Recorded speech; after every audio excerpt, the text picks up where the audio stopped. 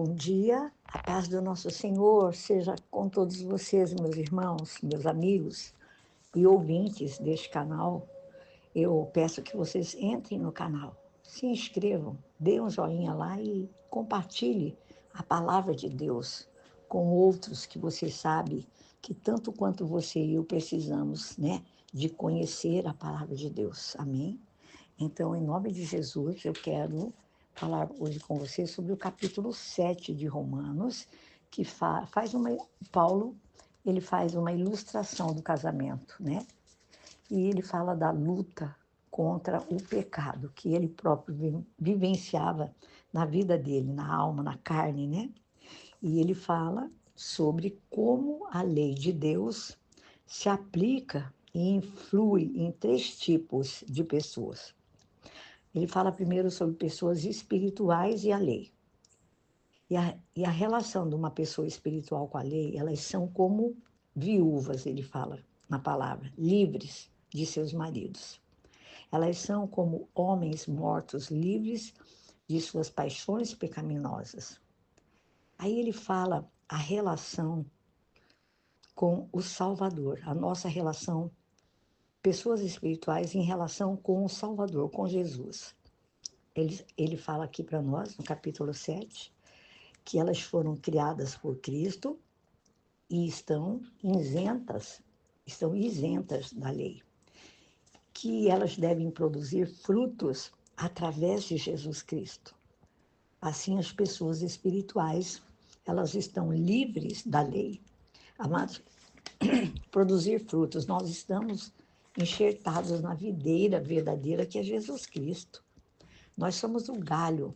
Eu sou um galho, você é outro, e assim tantos outros filhos de Deus, pessoas que são espirituais, estão enxertados na videira verdadeira. E a ordem para nós é frutificar em toda boa obra. Aí Paulo fala aqui sobre as pessoas naturais e a lei. Que lei é essa? A lei de Deus, meus queridos, que é a palavra de Deus. E a lei, ela é usada de forma dupla. Ele mostra para nós aqui duas formas da lei ser usada. Ele faz uma ilustração que Deus, ele usou a lei para revelar a pecaminosidade, né? O pecado da carne.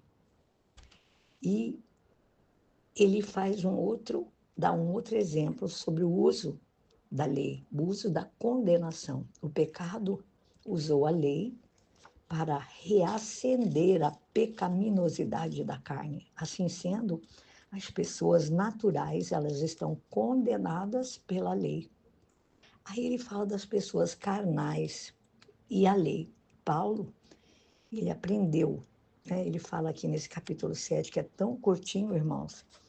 O capítulo 7, ele tem 25 versículos. E Paulo, ele fala que ele aprendeu que qualquer tentativa de guardar a lei conduz à carnalidade. E ele fala sobre a confusão, né? Ele fala e ele mostra aqui que a sua frustração, Paulo escrevendo, a frustração de Paulo, ela é dupla. É uma confusão muito grande. Ele fala assim, que ele não faz as coisas que ele quer fazer, mas ele faz as coisas que ele não quer fazer. Isso acontece conosco. Ele fala sobre a corrupção. Ele percebe que a corrupção total da sua velha natureza pecaminosa é evidenciada, né, pela lei.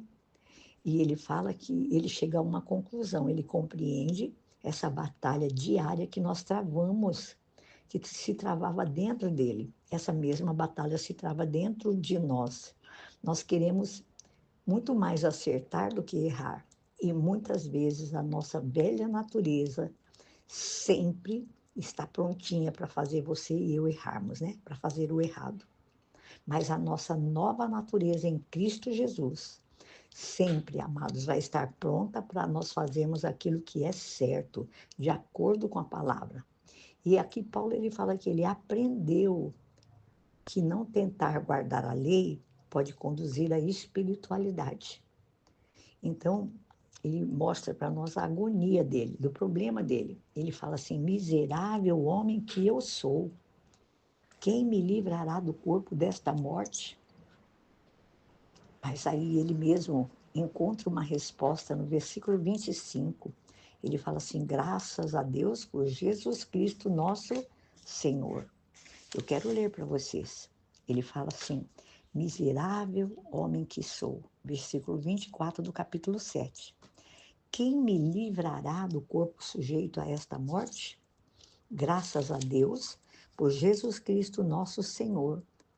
De modo que com a mente eu próprio sou escravo da lei de Deus, mas com a carne, da lei do pecado. Então, a palavra de Deus, eu quero fazer uma explanação aqui. Que graça ao Senhor Jesus, né? Pelo poder do Espírito Santo em nossas vidas. Nos capacita, irmãos, a fazer o que Deus nos instrui, nos ensina pela palavra. E é tudo pela graça. Graça, o que é a graça? É o poder de Deus em nós, através da nossa fé. Nós fomos salvos e feitos participantes da salvação de Jesus Cristo. E em Romanos 7, ele nos ensina nesse capítulo que nós devemos ser guiados pelos impulsos internos do Espírito Santo que habita em nós. O Espírito Santo vive em você, vive em mim. E ele, o Espírito Santo, ele quer e nos permite que voluntariamente nós desejamos fazer aquilo que é certo. E ele nos conduz, ele nos guia, ele nos controla. Quando você e eu nos submetemos aos impulsos do Espírito Santo, nós experimentamos, irmãos, dia a dia, novidade de vida. Quanto à lei, ela nos dá regras e regulamentos. E muitas vezes nós nos sentimos culpados e condenados quando não seguimos a lei.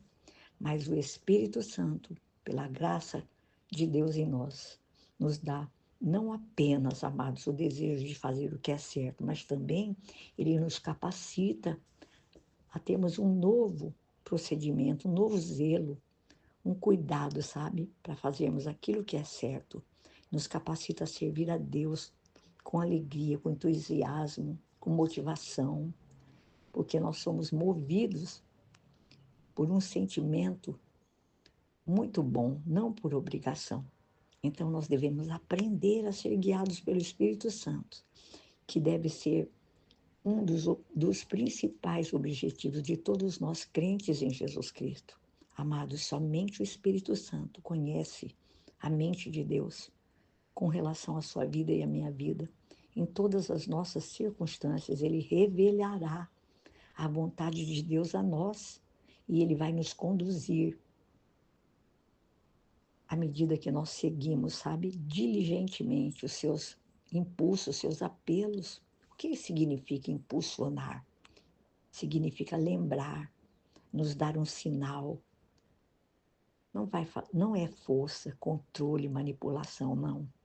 Quando alguém nos lembra de fazer algo que nós esquecemos, né, e que nós corremos até um risco de esquecer, assim nós podemos, irmãos, escolher e vamos viver e vamos agir não de acordo com aquele sinal, porque por obrigação, não. O Espírito Santo, ele é uma pessoa e ele é cavalheiro, ele é amável, ele nunca vai se impor, ele não vai impor a vontade de Deus para mim e para você.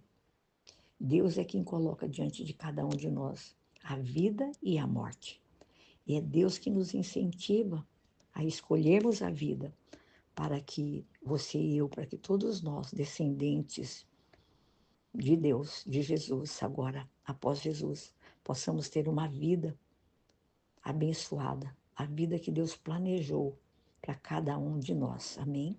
E eu encorajo você a aprender tudo que você possa aprender de acordo com a vontade de Deus, guiado e dirigidos pelo Espírito Santo. Porque quando nós fazemos isso, irmãos, é uma bênção de Deus, é um privilégio você e eu termos ato de obediência como filhos de Deus, como cristãos, em nome de Jesus, amém? E é o Espírito Santo, é pelo poder do Espírito Santo, que a nossa vida vai sendo capacitada a fazer tudo o que Deus nos instrui. E é tudo pela graça. Lembre-se que graça é o poder de Deus em mim e em você através da nossa fé, que fomos salvos e feitos participantes da salvação em Cristo Jesus. Amém? Eu deixo essa palavra para você em nome de Jesus. Amém? Deus abençoe seu dia. Em nome do Senhor Jesus, que você possa ler o capítulo 7. Não deixe de ler. Sempre eu digo aqui, seja a boca de Deus. Quando você compartilha com outros a palavra de Deus, você está sendo boca de Deus, você está evangelizando, você está obedecendo o ide do Senhor, que está lá em Marcos 16.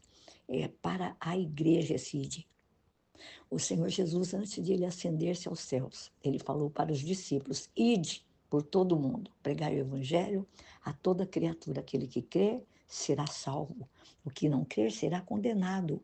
Em meu nome expulsarão demônios, falarão novas línguas, pegarão nas serpentes, e se beberem alguma coisa mortífera, não lhes fará dano algum. Imporão as mãos sobre os enfermos e os curarão em meu nome. Esta é a ordem de Deus para nós, Igreja de Cristo aqui na Terra. Eu sou parte da igreja, você é parte da igreja. Vamos obedecer o ID? Vamos evangelizar? Vamos dividir a palavra com outros?